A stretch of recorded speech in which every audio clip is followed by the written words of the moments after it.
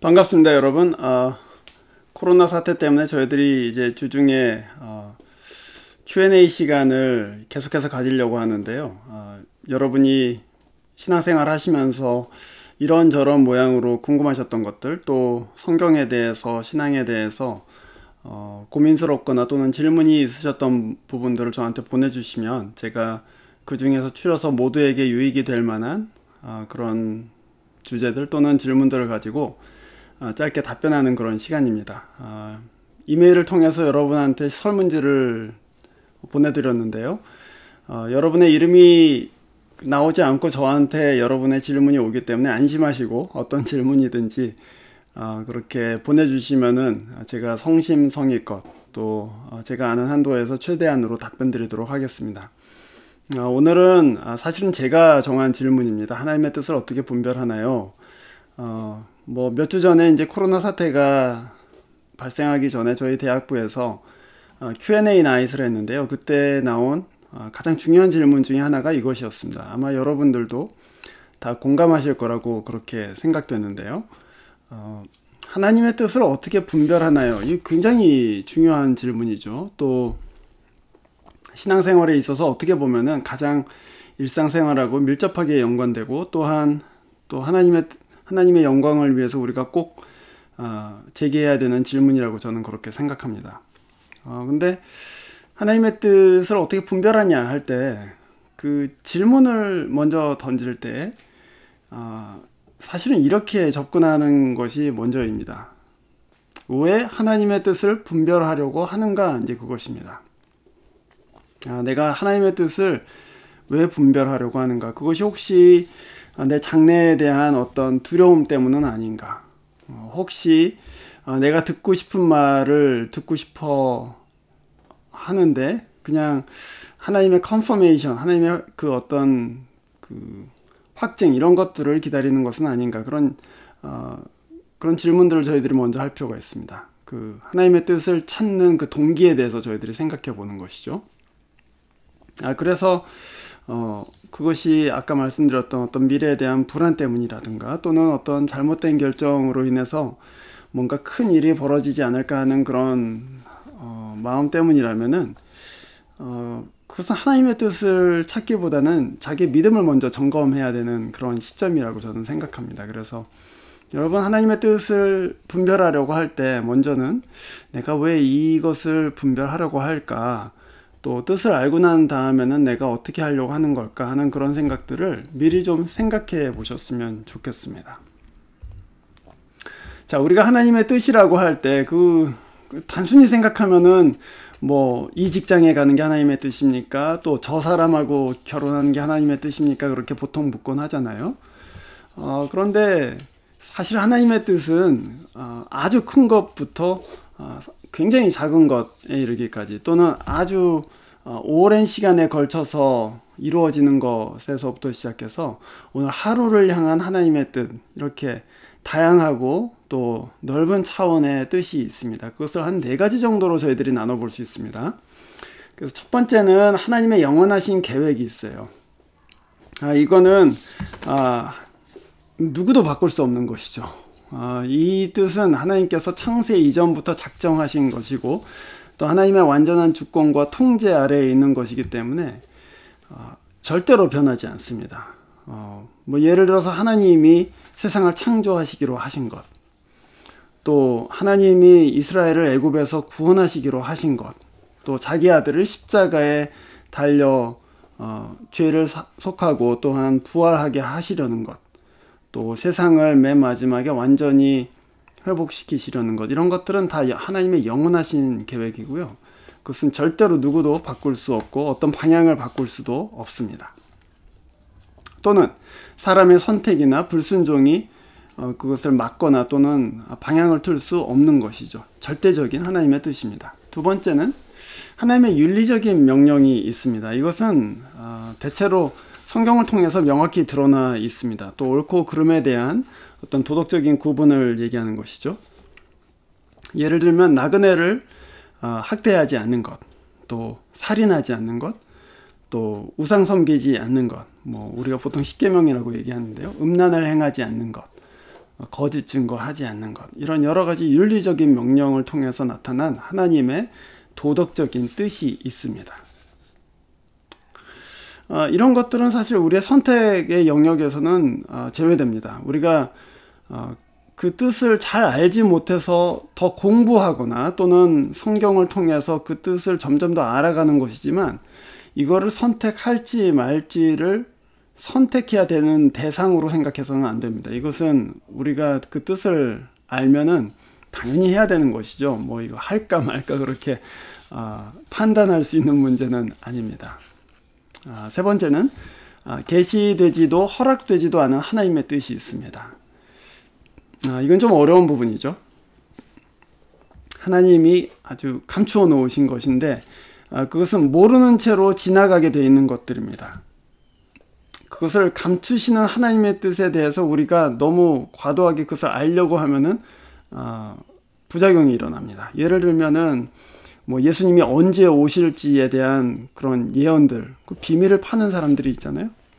계시되지도 않았고 또 그것을 알라고 허락되어 있지도 않습니다. 그런데 그것을 계속해서 성경에 어딘가 있을 것이다 그러고서는 막 파는 사람들이 있어요. 그러다가 어떻게 됩니까? 이상한 종말론에 빠지는 것이죠. 계시되지도 허락되지도 않은 하나님의 뜻을 무리하게 구하려고 하면 자기의 어떤 망상, 자기의 확신에 빠지게 되어서 오히려 큰 문제를 일으키곤 합니다. 그것은 뭐 내가 언제 죽을까요? 하는 문제하고도 연관되어 있죠. 그래서 여러분, 우리는 이런 것들에 대해서 하나님께서 허락하시지 않은 것이라면은 내가 그것을 모르는 상황에서도 그것이 나한테 불이익이 되지는 않을 것이라는 그런 믿음을 가질 필요가 있습니다. 특별히 하나님께서 우리의 어떤 영적인 유익을 위해서 감춰 놓으신 것들이 많이 있죠. 우리의 장래에 대한 것들, 어떤 때는 알려지지만 사실은 대부분은 우리 장래에 관한 것들, 뭐 내일 어떻게 될지, 일주일 후에 어떻게 될지 계시되지도 않았고 또 그것을 알려고 허락되지도 않았습니다. 하나님께서 계시하셨다면 그냥 아는 것이지만요. 코로나 바이러스가 어떻게 될까? 어떻게 알아요, 사실?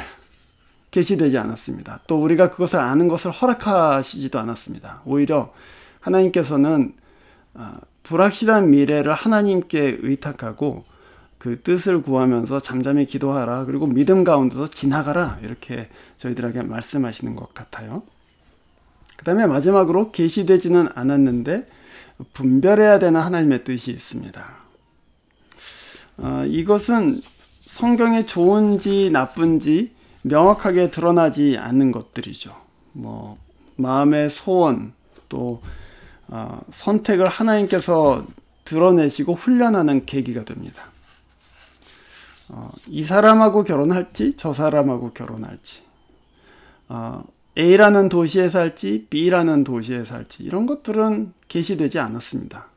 그런데 분별해야 될 하나님의 뜻이기도 해요. 뭐 우리가 모든 세세한 것들을 다 분별해야 된다 그렇게 말씀드리는 것은 아닙니다. 다만 우리가 어떤 인생의 큰 결정들을 할 때에, 뭐 이사도 사실은 큰 결정이죠. 그때 하나님의 뜻이 무엇인가 하고 이제 우리가 진지하게 묻잖아요. 그 묻는 사람들이 있습니다. 같은 비즈니스를 하지만 어느 지역에서 하는 것이 하나님의 영광이 되겠는가, 뭐 그런 걸 생각하잖아요. 그래서 하나님의 뜻을 구한단 말이죠. 그런데 그 구하는 과정 가운데서 우리의 가치, 또 우리의 믿음이 드러납니다.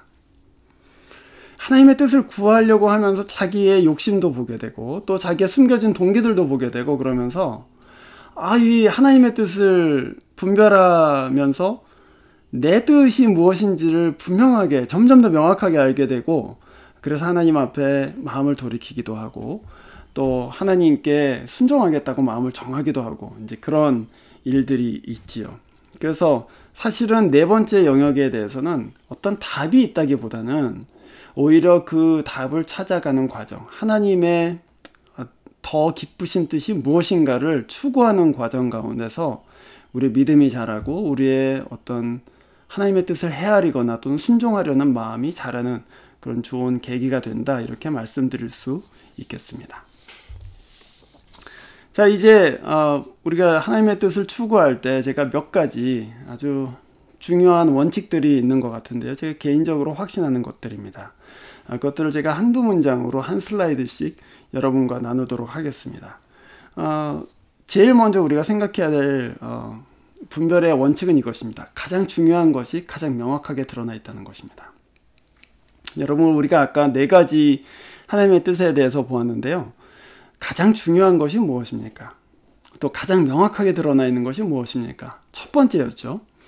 하나님이 창세 이전부터 이 세상을 향해서 또 우리를 향해서 갖고 계신 영원한 계획, 그 숨겨지지 않았습니다. 그거 완전하게 아주 명확하게 이 성경 가운데 드러나 있습니다. 그래서 그 가장 중요합니다. 그리고 그 두 번째, 하나님의 윤리적인 명령도 가장 명확하게 드러나 있습니다. 그래서 이 두 가지 명령, 이 두 가지 하나님의 뜻, 그러니까 이 세상을 향한 하나님의 영원하신 계획과 구원하시려는 계획이죠. 그리고 하나님이 이 세상을 보존하시고자 우리에게 주신 윤리적인 명령들, 그것들은 명확하게 드러나 있습니다. 근데 우리가 흔히 그런 것들은 중요하지 않게 생각하고 내가 어느 사람이랑 결혼할까, 또는 내가 어느 직장에 들어갈까, 또는 언제 내가 이사할까, 뭐 이런 것들이 우리한테는 훨씬 더 크게 보일 때가 많이 있습니다. 그런데 여러분, 제가 여러분한테 권하는 것은 이 첫 번째와 두 번째, 하나님의 가장 명확하게 드러난 뜻이 가장 소중하게 여러분한테 생각되는 것이 맞습니다. 그래서 어떤 감추어진 것들 또는 분별하는데 시간이 오래 걸리는 것을 갖고 너무 씨름하시기보다는 오히려 완전히 드러난 뜻을 하나님 앞에 내가 순종하고 또 그것을 통해서 하나님께 영광 돌리고자 하는 거기에 더 치심을 하셨으면 좋겠어요. 그리고 나머지는 하나님께 진짜 맡겼으면 좋겠습니다. 그래서 첫 번째 원칙은 그것입니다. 가장 중요한 것이 가장 명확하게 드러나 있다. 또는 뒤집어서 얘기하자면 가장 명확하게 성경에서 가르치는 것이 가장 중요한 하나님의 뜻이다. 그걸 먼저 꼭 붙드시기를 바랍니다. 자, 이제 두 번째 원칙은 우리가 분별하려고 할 때 순종하려는 마음에 하나님께서 바르게 분별할 수 있는 은혜를 베풀어 주십니다. 순종할 때 바르게 분별돼요. 예를 들면 여러분이 예레미야 42장 그 후반부를 쭉 보시면은 예레미야한테 이제 그 남유다 왕국이 망하고 나서 그 남아있던 사람들이 예레미야 선지자한테 와서 묻습니다. 우리가 지금 그 어느 나라로 가는 것이 좋겠습니까? 뭐 그렇게 물어요. 그런데 이 사람들은 속으로는 애굽으로 가야 되겠다는 그런 마음을 갖고 있었어요. 그래서 선지자한테 와서 선지자님이 하나님께 물어보고 어디로 가라고 하든지 우리가 가겠습니다. 그러면서 예레미야한테 이제 그것을 하나님께 물어보라고 부탁을 합니다.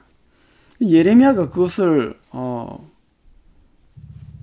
듣고서는 10일 동안 하나님 앞에 이제 메시지를 기다린단 말이에요. 근데 메시지를 기다리는데 하나님께서 예레미야한테 뭐라고 하냐면은 바벨론에 투항하라고 하는 거예요. 그래서 그 사람들한테 가서 당신들 바벨론한테 투항하면 그러면 살 것인데 애굽으로 가면 죽습니다. 그랬더니 이 사람들이 뭐라고 하냐면은 그거 하나님이 그렇게 말할 리가 없다. 그거 네가 잘못 들은 거다. 또는 네가 지금 거짓말한다. 그러고서는 예레미야를 데리고 애굽으로 가버립니다. 순종하려고 할 때 바르게 분별됩니다. 내가 들어보고 하나님의 뜻이 내 마음에 맞으면 순종하고 안 맞으면 어떻게 할지 모른다. 뭐 이렇게 생각한다면은 설령 그 뜻이 여러분한테 드러날지라도 그 뜻은 여러분한테 해가 됩니다. 여러분이 순종하려고 하지 않기 때문이죠. 로마서 12장 1절 2절에 이렇게 되어 있죠. 너희 몸을 하나님께서 기뻐하시는 거룩한 산 제사로 드리라. 그렇게 되어 있습니다. 그러고 나서 분별할 수 있는 거예요. 내가 하나님 앞에 내 몸을 드리겠다고 하나님이 뜻을 나한테 보여주시면 내가 순종하겠다고 순전한 마음으로 하나님 앞에 그 마음 드릴 때 그때 하나님께서는 그래 내가 너한테 이 뜻을 가르쳐주면 네가 진짜 나를 영화롭게 하겠구나 그러고서는 그 뜻을 드러내 주시는 것이죠. 그래서 여러분, 분별하시기 전에 먼저 하나님께서 뜻을 드러내 주시면은 제가 거기에 순종하겠습니다는 그 마음을 먼저 품으셨으면 좋겠습니다. 그렇지 않으면 여러분 혹시 하나님의 뜻이 알려졌을 때 불순종하는 죄를 범하고 또 하나님을 욕되게 하는 그런 일이 생길 수도 있지 않겠습니까? 그래서 순종하려는 마음 먼저 품으시고 그리고 분별하실 수 있기를 바랍니다. 자, 이제 세 번째, 때로 하나님은 우리의 유익을 위해서 그 뜻을 숨기십니다. 이거는 정말 우리가 살면서 아슬아슬한 순간에서 경험하게 되는 것들이죠. 예를 들면 하나님께서 아브라함한테 이삭을 제물로 바쳐라 이렇게 말씀하십니다. 그래, 아브라함이 이삭을 제물로 바치기 위해서 모리아산으로 이제 올라가는데 우리가 너무나도 잘 알고 있는 얘기죠. 독자들은 다 알고 있습니다. 하나님이 벌써 그 양 한 마리를 수풀에다가 감춰두시고 아브라함을 시험하시는 것이다 다 알고 있습니다. 그런데 아브라함한테는 그것이 드러나 있지 않아요. 아브라함한테는 칼을 들고 이삭을 잡으려는 순간까지 그것이 드러나지 않습니다. 미리 알려주셨으면 그럼 미리 알려주셨으면 두려워하지 않고 그냥 데리고 가죠. 그런데 하나님께서는 아브라함의 믿음의 성장을 위해서 아브라함이 하나님 앞에 정결한 마음 품는 것을 도와주시기 위해서 하나님이 양을 준비하셨다는 것을 숨기십니다. 하나님의 뜻을 숨기세요. 그때는 우리가 하나님 앞에 믿음으로 나아갈 때입니다. 그때는 하나님께 우리가 마음을 정해야 될 때예요. 그때는 우리가 모르는 하나님의 뜻을, 하나님의 성품을 믿고 의지하여서 나아갈 때입니다. 그래서 하나님의 뜻이 우리한테 보이지 않는다고 해서 너무 불안해하지 마십시오. 여전히 우리는 하나님의 사랑받는 자녀이고요. 하나님은 뜻을 숨기실 때에도 우리의 유익을 위해서 숨기신다는 것을 기억하세요. 그리고 그 다음에 이제 마지막으로 마지막이 아니고 마지막에서 두 번째네요. 하나님을 기쁘시게 하는 것을 분별하되 결정에 대해서는 확신을 가지고 행하라. 이제 그것입니다. 여러분 로마서 14장에 보시면요. 바울이 로마 교회 안에 있었던 두 종류의 사람들한테 조언을 하는 그 조언이 나옵니다. 어떤 사람들은 나를 소중하게 여기고 또 어떤 사람들은 모든 날이 똑같기 때문에 다 괜찮다 이렇게 말하는 두 종류의 사람들이 있었는데 서로 막 싸웠어요. 서로 믿음이 없다고 하기도 하고 또는 믿음이 연약하다고 하기도 하고 또는 멸시하기도 하고 그랬습니다. 그런데 바울이 놀랍게도 그때 뭐라고 하냐면은 각자 마음에 확신한 대로 행하라 이렇게 얘기해요.